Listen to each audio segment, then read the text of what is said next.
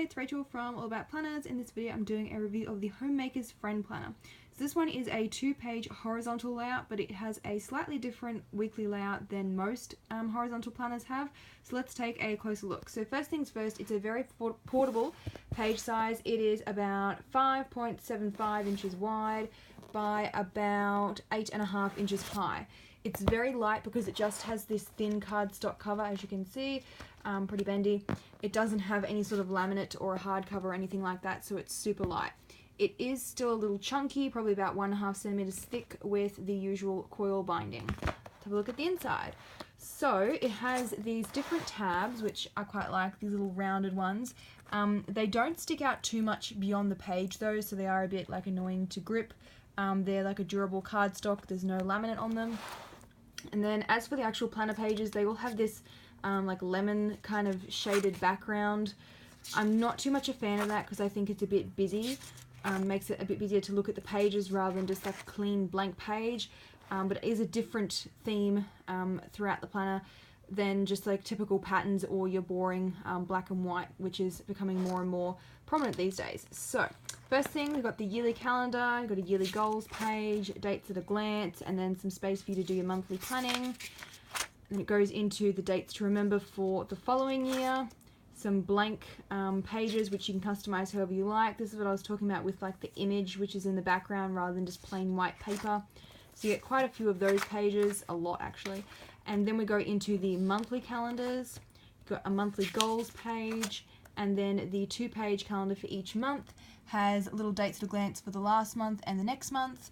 And then something a bit different again, because you've got just like month, week tasks for the tabs, they have this thing here where you can cut it to like create the tab. So when you flick, you'll see this line, see how it moves down, so then you can find the tab that you're looking for. So I haven't seen another planner do that before.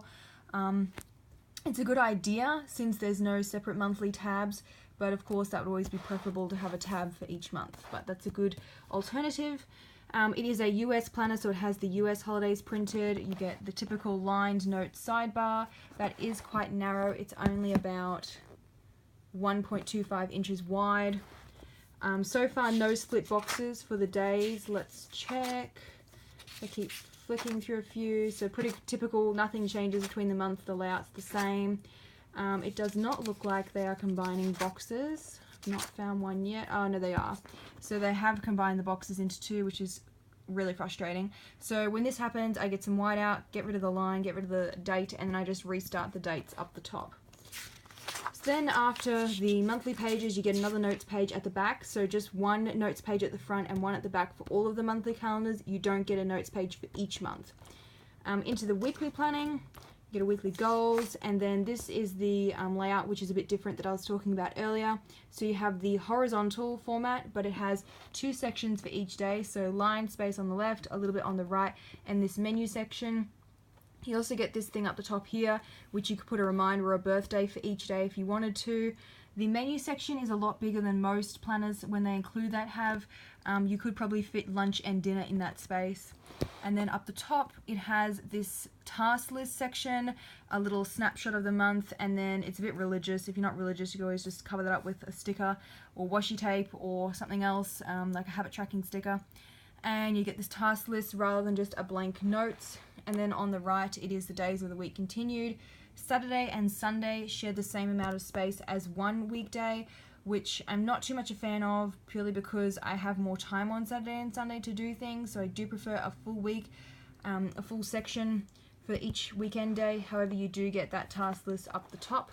And the other nifty thing, which is a bit different about this planner, is that you cut the corner so you can keep track of the week that you're up to. So while they don't have tabs for the months or anything, they do have a good workaround with cutting off the page so you can find it easier. So on the whole, pretty functional weekly spread. Starts on a Monday, and the monthly calendars start on a Sunday, so unfortunately not consistent. The color scheme, as you can see, is the same throughout the whole way through. After the weekly pages, you get notes. So I believe it's just one notes at the start and the front. Also going on about tabs before, it has the dates on the left as well, so you can find it easier. So yeah, you don't get a notes page for each week, only at the front and the back of that section. Then we go into the task list one, where you have all these blank list making pages, which absolutely love these. The line spacing is really wide, so if you have big handwriting, it would be ideal. I'll just get my ruler out. It is about a bit more than ½ inch wide in centimeters. If you're a fellow Aussie like I am, it's almost 1 centimeter for each line, which is very generous line spacing. You could do 2 lists per page, or you could just do 1 and have 2 columns. Really like these task lists, something simple, which I wish more planners included. Then we go into the project section, which again is something that not many planners include, but it's just basically more list making space. I would technically just call that lists, not really projects. And you have your info tab with the usual contact detail pages, which I personally wouldn't use because I store all that on my phone. I'm not really sure why planner companies keep including that. I feel like that's very early 2000s. Now everyone has an iPhone. It's not really applicable. You could use that for passwords though, or just more list making space, favorite meals, or anything really, because it's pretty open-ended line pages. And then you go into the shopping list section. So for being a very small, compact planner, it does have a lot of extra pages in it, and it is a 52-week planner. It's not condensed into 6 months or anything. It's a full year plus all of these extra pages. So then you have these shopping lists, and I don't know if you can see that, but the pages there are perforated, so you can tear out the list, which is a great idea. However, the back side of the page, it's duplex printing. So if you have your list on this side and you rip it out and take it with you to the shop, you're gonna like waste the back side of the page unless you continue your list, keeping that in mind as you write it. And then the back, after all the shopping lists, there are a few more other random pages which most planners don't include, like a clothing sizes one and some gift ideas. Not too sure about that lemon design there, but something different. A master grocery shopping list, which there definitely needs to be more of those. Then a checklist for anything that you like, and then just the generic stuff at the back. And there is also this pocket folder. However, as you can see, it's literally just paper. It feels like slightly thicker than normal paper. Probably one of the most flimsiest dividers I've ever come across in a planner. It is protected by the cover, but yeah, it's basically just paper. So if you're a bit rough with it, I imagine it's going to rip quite easily. And then the back cover is just a generic thing like the front with the lemon design. So a affordable planner that has a lot of extra stuff. If you're not into printing inserts and adding them to a planner and you want one that already has it in it, then this one would be a good option. That's it for this video. Make sure you subscribe. There'll be more planner videos on my channel. I usually do 2 each week.